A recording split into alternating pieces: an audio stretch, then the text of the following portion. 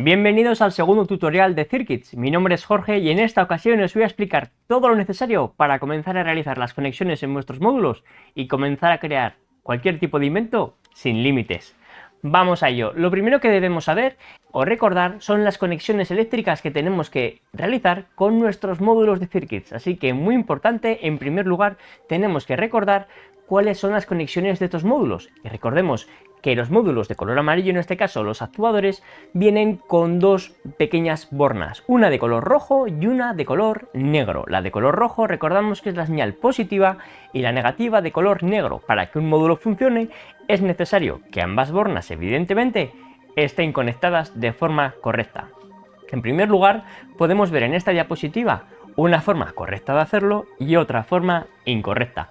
En primer lugar, veremos en la parte superior un circuito que está colocado positivo a positivo y negativo a negativo. Un cable rojo que une las dos bornas rojas y otro cable negro que une las dos bornas negras. Y en la parte inferior vais a ver una forma incorrecta de hacerlo, donde se ha dado la vuelta al actuador y está colocado a la polaridad inversa. O por así decirlo, la electricidad no puede circular a través de este componente, pero lo mejor será que lo veamos. Tengo aquí los componentes necesarios para crear este pequeño circuito.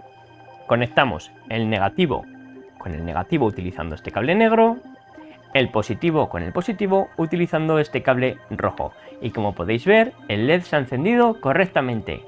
Sin embargo, si el alumno sin querer coge y coloca la borna al revés y lo colocamos de forma inversa, rojo con negro y negro con rojo, vamos a ver cómo este diodo LED simplemente no funciona. No pasa nada, simplemente el circuito es incorrecto y este componente no está funcionando.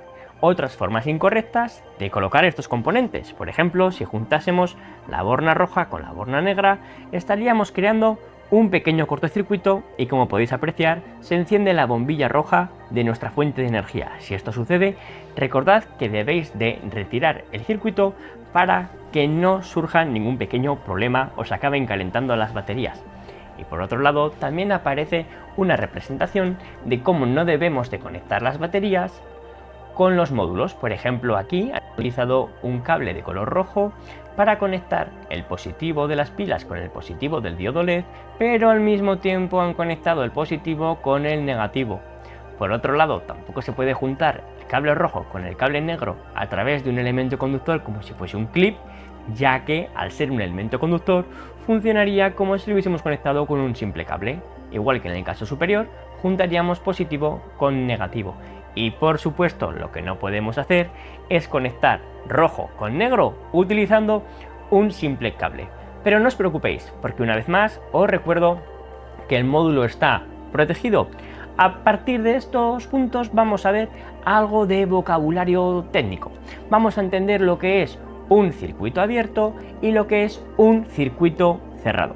Cuando tenemos un circuito abierto nos referimos a que al menos uno de los cables, por ejemplo, está conectado, pero el otro está sin conectar, como se puede apreciar en la diapositiva que hay en la parte superior.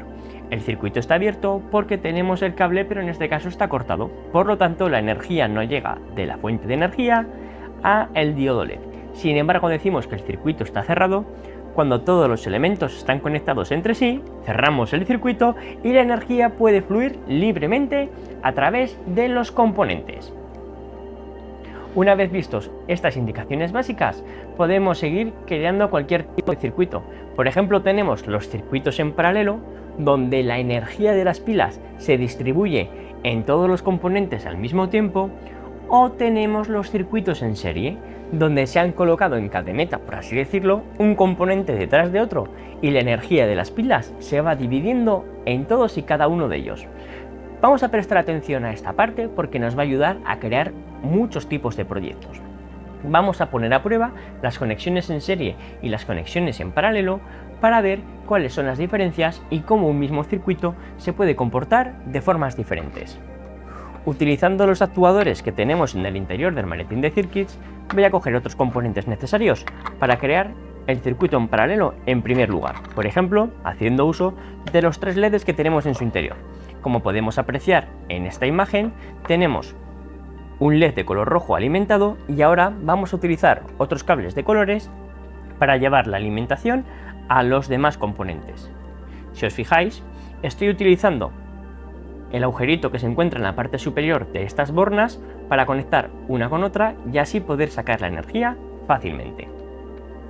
Vamos a ir completando los circuitos uno a uno y así viendo cómo la tensión de las pilas, toda la energía, se distribuye por igual en todo el circuito. Una vez hemos conectado los tres negativos, vamos a proceder a conectar el último positivo del diodo LED Plus. Y ahora vemos como los tres LEDs están brillando al mismo tiempo. Esto funciona correctamente porque la energía de las pilas va directo, todos los negativos, a los tres LEDs y el positivo va directo a todos los positivos de los tres LEDs. De esta forma están conectados todos de forma directa a la fuente de energía. Sin embargo, si yo sustituyo este circuito paralelo por un circuito serie, vamos a modificar el circuito y observar cuál es este comportamiento. Para ello, tan solo conecto el negativo de la fuente de energía a uno de estos tres módulos, por ejemplo, el diodo LED Flash. Lo voy a conectar aquí en la base magnética y a continuación voy a cerrar el circuito utilizando los otros componentes y conectando los cables de positivo.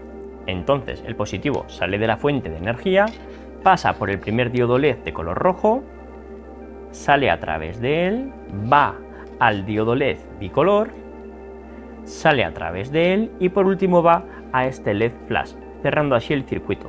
Pero si nos damos cuenta, este circuito no se enciende porque la tensión se está dividiendo o la corriente se está dividiendo a través de todos los diodos LED y es insuficiente para que todos brillen al mismo tiempo.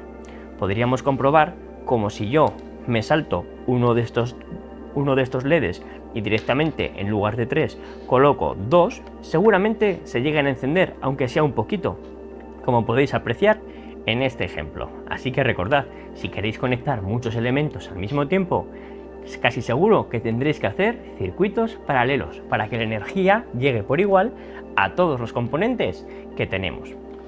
Vamos a seguir con la presentación de los circuitos electrónicos. Y como podemos ver, tenemos diferentes formas de conectar también. Incorporando los módulos azules, que son los sensores, vamos a poder interactuar con nuestro circuito. Pero para ello, recordad que los elementos azules, los sensores, se conectan en serie con vuestros circuitos. Una vez tenemos los sensores localizados, cogemos el interruptor, que lo tenemos por aquí, y será el encargado de cortar el circuito o de abrirlo y cerrarlo, permitiendo el paso o no de la corriente eléctrica.